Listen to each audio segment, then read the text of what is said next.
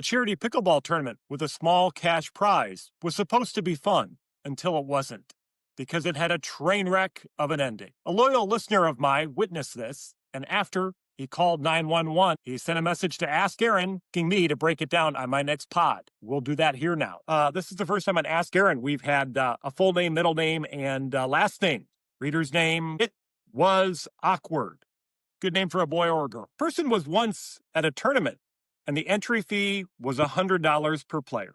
The prize pool was $500 total, so $250 take home to each player, and basically after the entry fee, only $150 per player. At the end of the tournament, it was awkward because they gave the money to the winners, but the charity didn't expect the winners to take it. What do you do in this situation? Awkward. You win a charity tournament, you're looking around the room, hoping people are looking at you like you're the next Ben Johns, and then everybody's looking at you like you're the next Ebenezer Scrooge. Okay, not a good situation. First off, this is why I am so qualified to be Ask Aaron with all this Solomon-like wisdom, because I run a charity, okay? I've organized charity tournaments before, and I've participated and won charity tournaments before. So I was born to answer this question. So I'm going to be clear, if it was advertised as a cash prize, then the winners did nothing wrong.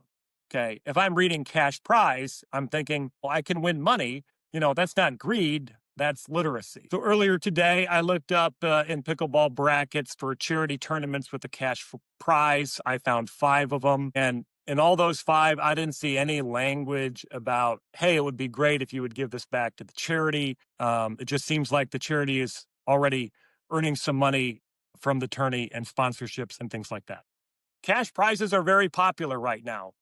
Because, back in my day, when I was doing tournaments, you didn't get very good gifts if you won a tournament, right? Like a lot of times you get a gift bag and it would be like, oh, great, a Pickleball Central coaster and a sweat towel that, feels like cardboard, or, oh, a Gamma, turquoise Pantone grip. I can't wait to use that. I mean, you got a lot of things that just really weren't that great of prizes. I think the fault lies on the organizer, even if they had good intentions, because there had to be a lack of communication with the charity about what was going to happen. And the organizer should know in pickleball culture, with the cash prizes and the money balls, if somebody signs up for a tournament, they're thinking they're going to win money, and the charity's already taken care of with other stuff going on at the tournaments. And on top of that, I would think if I was a player, I'm a little cynical. So sometimes when I'm like, oh, charity tournament, are they going to get any money? If it was $100 to be in the tournament and the winners were only, going to get 500, so $250 per person,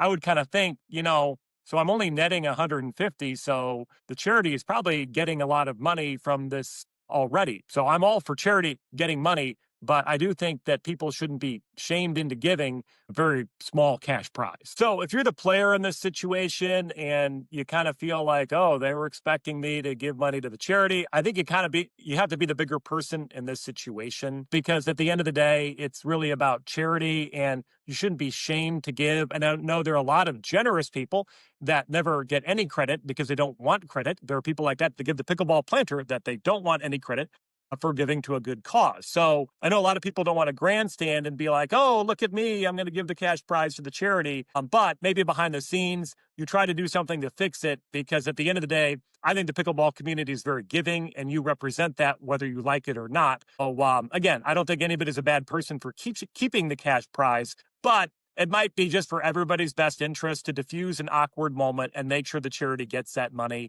I'd like to think there would be good karma for you someday at another tournament. It's hard for me to fault the charity in this situation because I'm assuming they didn't get complete information. In golf tournaments, this thing sometimes can happen where people just give the cash prize. I've heard in raffles, sometimes people do that. So maybe they had kind of the wrong impression that the winners would do that. So you got to give them the benefit of the doubt in this situation. I would hate for somebody to shame my charity if, I had an incorrect expectation for something. So let's give some grace to the charity, because trust me, running a charity can sometimes be a rewarding, but sometimes thankless job to deal with some of the administration and disappointments you get from fundraising. The other thing is sometimes charities might feel like they got used. If a lot of people signed up, and they didn't raise a lot of money, they might have thought, oh, well, this, charity tournament was more about, the organizer, putting something together to kind of build branding or whatever and do a tournament, and we raised a couple $100. So again, as somebody who runs a charity, maybe they feel a little used. I don't know. You'd have to talk to them. Speaking of not disappointing a charity, I'm starting a new segment at Ask Aaron where I thank people who have generously given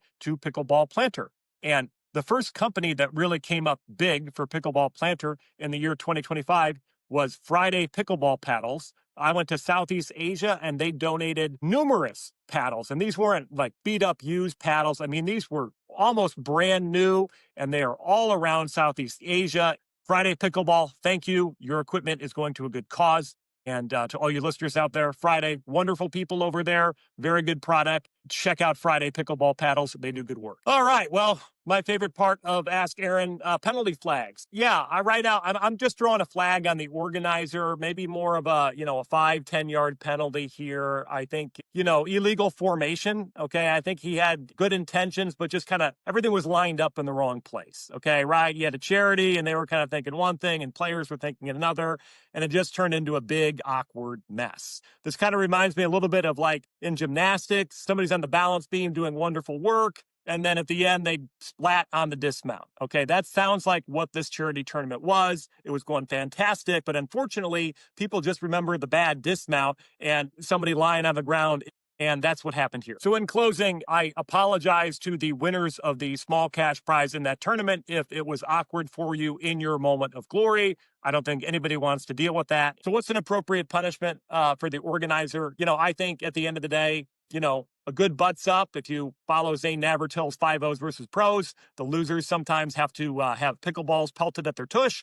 And that might be appropriate for the organizer here. So let's get all those warped Vulcan balls we bought that are worthless now because nobody plays with it anymore. Maybe hurl a few of those out there. And when the organizer is kind of holding his tush, the thought will enter his head. Maybe I should have been clearer about the cash prize. Thank you for listening to Ask Aaron, a podcast designed to fix your pickleball drama. You can send me your drama at askaaronpb@gmail.com, and I'll give you my best answer, and it might be on this pod.